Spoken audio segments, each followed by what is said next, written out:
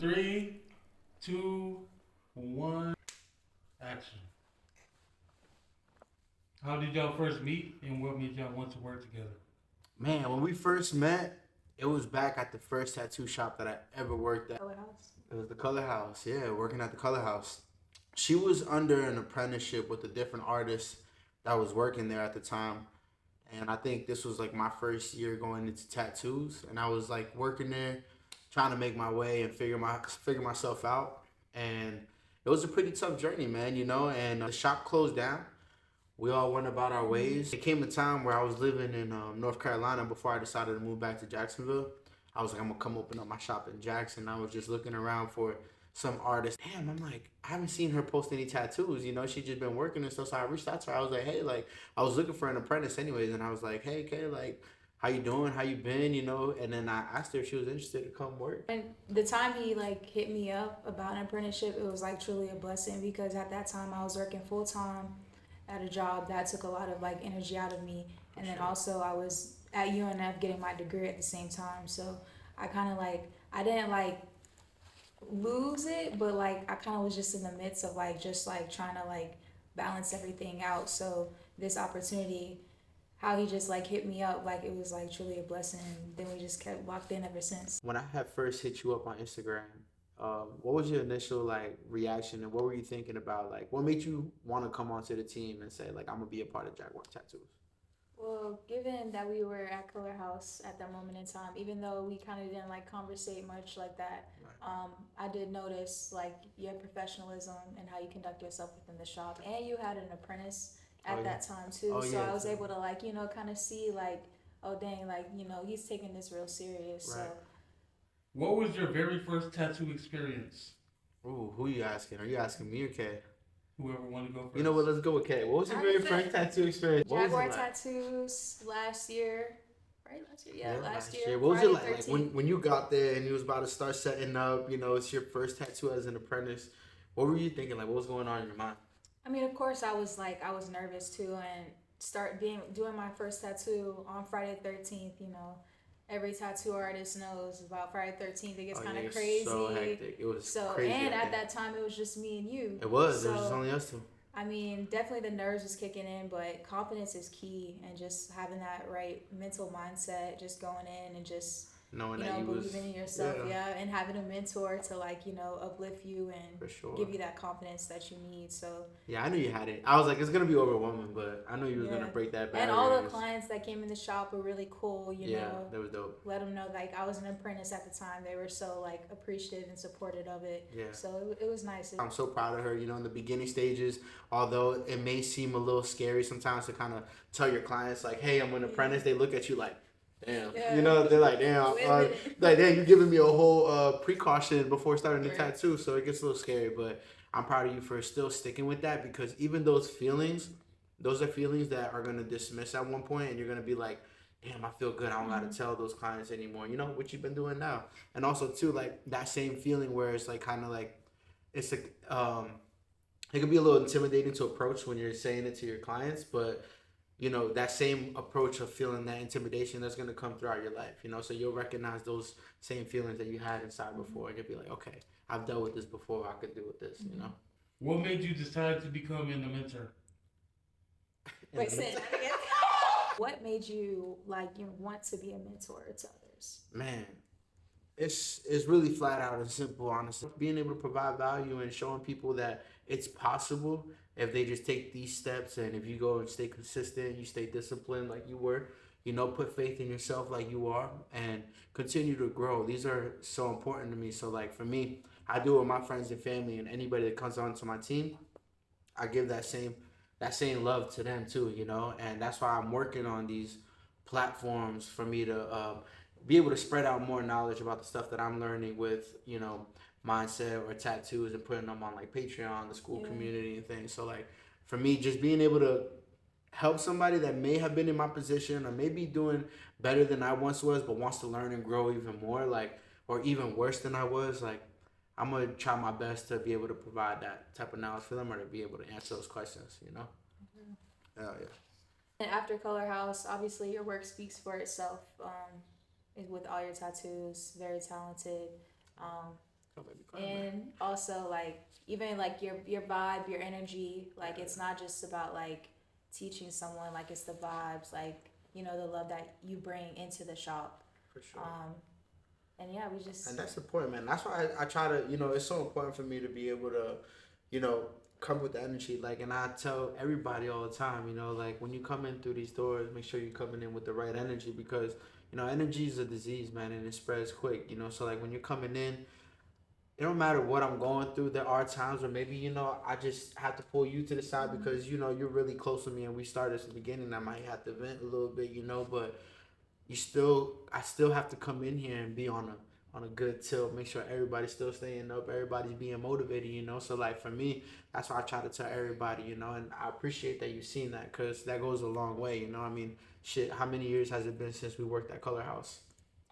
over 4 Yeah, over 4 or 5 years, So like you being able to, hear from me, a couple years later, and then still having that in the back of your mind says a lot, man. That's why I try to say like, I try to always carry that positivity and that aura to want to dream bigger and do more, And that's why we here now, nigga. Okay, so question, Christian. What made you want to go to the downtown location? Yo, okay. I will keep it 100 with you. Honestly, like, when I started Jaguar Tattoos, I started maybe $2,000 in my pocket, bro. And I was like, I'm going to risk it for the biscuit. And there was this slumlord who was running out the spot. And he was like, man, you give me this much up front. I'll hook you up next month, just do your thing. And I had a vision. I'm like, no matter where I start Jaguar Tattoos, I'm going to build it from the ground up to make sure that, we thrive and my business can scale and that we can become an elite team of tattoo artists. I knew from the beginning, I'm like, it's going to take a lot of faith and a lot of hard work for us to either come up out of there or for us to move on to the next step. That was a big reason why I opened up at that location. It was really because I didn't have no other option. But I had the determination to want to start my business. I had the determination to say, it don't matter where we start at, it's about where we're going to end up. It's just been a journey, man. Just being able to see like how much we've done from day one to year 2 now. Yeah. Months of hours and days of just locking in and making sure that we're making the right moves, doing the right strategies. And, that spot that was the building blocks. When I'm talking about the foundation, like that was the foundation for real. That's where we was like, okay, we're establishing ourselves. We're going to make ourselves heard of. We're going to build our clients and we're going to keep growing and learning. Even now we're still learning. We're still growing and, we're still establishing ourselves as an artist and as a team. But, just seeing how we move and what we do and the way our team is growing, like, it's a beauty, man, to see how far we came from that day, like, from zero, for real. For the people who don't know, right, what was wrong with the first location? All right, let me tell you for starters, and this is something that I kind of left out in the first question. A big reason why I got the cut on that location, I got the information about it, was because a motorcycle club that I was under at the time had been renting out a piece in there, and they said, yo, they got another spot for rent. I think the landlord could give you a good deal on it. And I was like, I bet. So we did have a motorcycle club at the end of our corner, you know what I mean? And something that I was a part of too. And when we got in, we did have a beautiful spot in there. It became really nice. It was very beautiful. Much love to the guys. Me walking in every single day.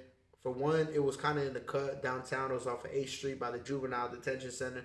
So it wasn't the best foot traffic and people ain't walking around over there, you know what I mean? So it was kind of ducked off. But, also too, like, I got to come in here and every single day I look at my artists who are busting their ass. And I look at everybody's eyes and I see the potential in all of them. And I know that I had to do more for y'all. It wasn't just about me getting myself to a better spot for my clients. It was more about, like, as a team, every single person I cared about, every single one of y'all, I had to go and put down that motorcycle club life so that I can, flourish and grow with you guys too, I couldn't be playing double lives. Like, I had to choose a decision. Do I want to go the straight route or do I want to keep it messy and possibly put everybody in a situation, So for me, like, I wanted to get everybody out of there. I wanted to put us on a better note. We're here. We look at this beautiful grass every single day, you know, and like just give everybody a better feel, you know. I had to do what was best for my team. I had to be the leader and I had to be the protector, you know. And you know, we used to get homeless people coming in there all the time, interrupting our meetings, or like, you know, we just got tired of that. It just wasn't professional, you know. When you have people who've been traveling hours to come in, they want to come in and be well taken care of. You know, they don't want to feel intimidated or scared to be in your shop. You don't want to have a shop that's very intimidating. You know, you want to be open. You want to be free and know, like, when you come in here, when you come into Jaguar Tattoos, it's a whole different feel. You come in here and you feel that positive energy. You feel a little bit uplifted.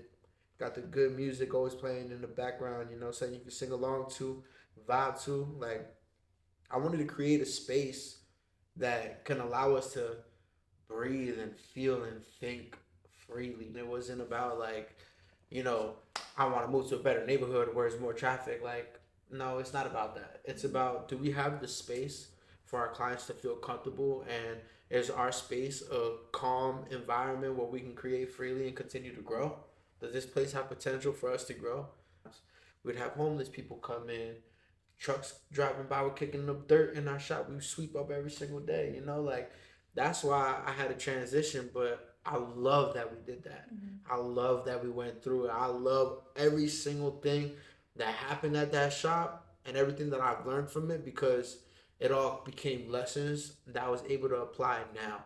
And now I'm still growing and I'm still learning. I'm on a continuous learning path for the rest of my life, you know, as we all are. And the times and those errors that we feel, that's the stuff that we got to learn from and grow. And what I did was I took all the errors and stuff that I didn't want no more over there at the shop, and I said, let's go get something better. From an artist aspect, what do you feel like is something that always comes back around that is very challenging for you, but you feel like you either overcome or you kind of get past and then go back to? I would say something that I'm continuing to overcome as an artist is probably like social media, putting my face out there more. My page for the longest was like private, until, you know, I turned it into like my tattooing page. But I'm more so a very private person, so I had to get out my comfort zone. I have to, like, you know, work on that with Christian's help and being in an atmosphere and being with a team that's so welcoming. It's allowed me to continue to like grow and develop in that aspect. And so you feel like from being like an introvert to an extrovert has been like a little bit of a challenge? Oh yeah, and I think when it comes to those things, like we all have our own personalities. For sure. And, you know, you might be more vocal and out than I am, but I do think that we can learn and grow from it and change the way, you know, we think about things. And then, you know, always having, you know, the right people around you to continue to like motivate you.